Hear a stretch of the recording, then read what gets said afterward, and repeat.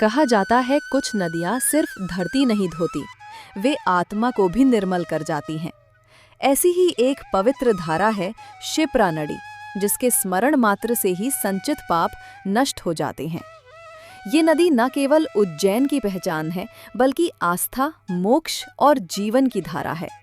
शिप्रा नदी का उद्गम स्थान है मध्य प्रदेश के इंदौर के समीप छोटा उज्जैनी मुंडला नामक ग्राम में काकरी बर्डी पहाड़ियों में, जहां ये चुपचाप धरती को चीर कर जन्म लेती है और फिर उज्जैन की पवित्र भूमि को स्नान कराती हुई आगे चलकर चंबल नदी में समा जाती है। इसकी कुल लंबाई लगभग 195 किलोमीटर है। ये नदी इंदौर, देवास, उज्जैन, रतलाम और मंदसौर जिलों से होकर बहती है। मानो ये पूरे मालवा की आत्मा हो, जो हर गांव, हर खेत, हर मन में बहती है। शिप्रा के अनेक नाम हैं: अवंतिका, मोक्षदायिनी, ज्वरहरिणी, पापहरिणी।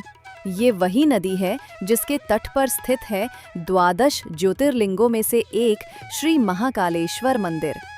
ये मंदिर समय के देवता महाकाल को समर्पित है और इसकी पवित्रता का आधार ही शिप्रा की धारा है।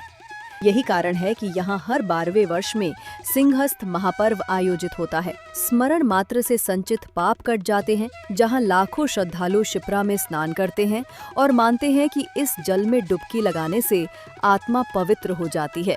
कहा जाता है कि समुद्र मंथन के उपरांत 14 रत्नों का बंटवारा इसी तट पर हुआ था। धार्मिक महत्व के आधार पर ही ये नदी मालवा की गंगा कहलाती है, जिसके स्मरण मात्र से संचित पाप कट जाते हैं। कालिदास ने अपनी रचनाओं में कहा, शिप्रा उज्जैनी की शोभा है, जिसकी लहरें सूर्य की किरणों से सोने की तरह चमकती हैं। स्कंद पुराण में उल्लेख है कि शिप्रा में स्नान करने मात्र से आत्मा को मोक्ष की प्राप्ति होती है। नदी सिर्फ जल नहीं, भक्ति की प्रतीक है। ये वो जगह है जहाँ साधु, संत और आमजन एक समान खड़े होते हैं, जहाँ हर आरती की घंटी, हर दीपक की लौ मनुष्य को ये याद दिलाती है कि पवित्रता बाहर नहीं, हमारे भीतर बहती है। आज भी जब कोई भक्त शिप्रा का नाम लेता है तो उसकी आत्मा हल्की हो जाती है, जैसे कोई भार उतर गया हो, क्योंकि ये नदी नहीं, एक अनुभूति है जो हर युग में जीवित है। ऐसी ही वीडियो के लिए डायरन मेल ज्ञान को लाइक, शेयर एंड सब्सक्राइब करें। धन्यवाद।